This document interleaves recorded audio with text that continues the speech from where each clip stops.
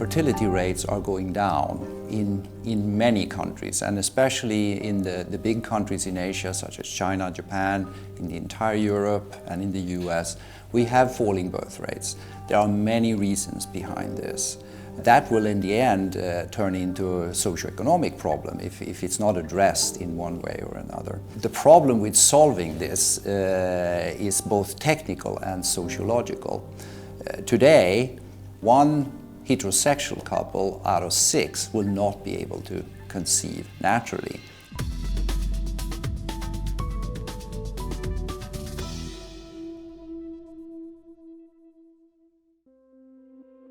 This is our core area. This is where we invest and where we have most of our activities. The other thing is that we're the only company who invests in research and development from conception to birth.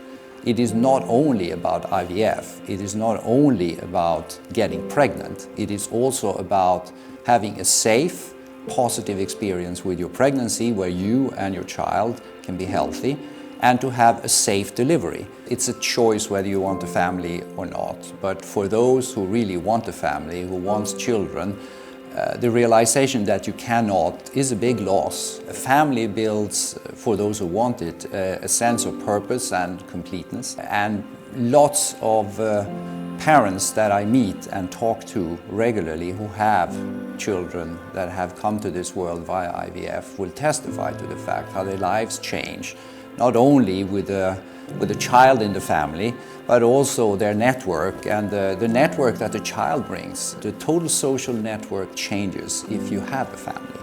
I think for all of us, no matter how a family looks, it is sort of what keeps us together. The hardest thing for us is the waiting times. You're already in quite a desperate situation because you've been trying for some time to have a baby. You've been told this is the only way you're going to have a baby. So then straight away, you've got the psychological impact of knowing that you're going to have to wait longer. And then when you are first seen, the chances are there's going to be a further wait on top of that. If you are lucky enough to get funded and you are lucky enough to start a cycle, the physicality of that is just as hard. It's such a drawn-out process. You could be talking years before you've even got anywhere to start to see somebody to actually start a cycle. It shouldn't be determined by how much money you've got, where you live. It should be accessible to everybody. Everybody should have the right to be able to try and have a baby, and unfortunately that isn't the case at the moment. Denmark has always been liberal.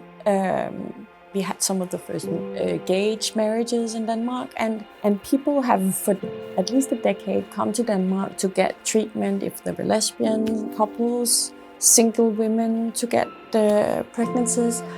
When you talk access to treatment, you also have to have access for everybody and not just for a secluded group of patients. And I think Denmark is a good example, covering a lot of variety of people.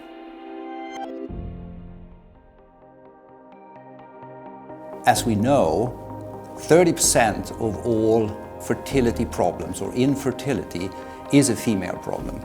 30% is a male problem, which is very rarely acknowledged. And unfortunately today, there are no medical solutions to help resolve that. And 30% is a combination of the man and the woman, or unknown reasons. So this is absolutely not a female problem. This is a problem for the couples who are trying to conceive. We invest heavily in research and development and collaborate across the world with world-class research institutions. We work with the Chinese Academy of Sciences on male and female infertility and placenta biology to also understand diseases of pregnancy. We work with the Karolinska Institute, we work with the March of Dimes in the US.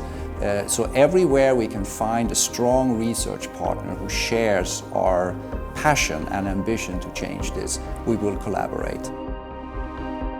Last year, 10% of the children that were born after some kind of fertility treatment.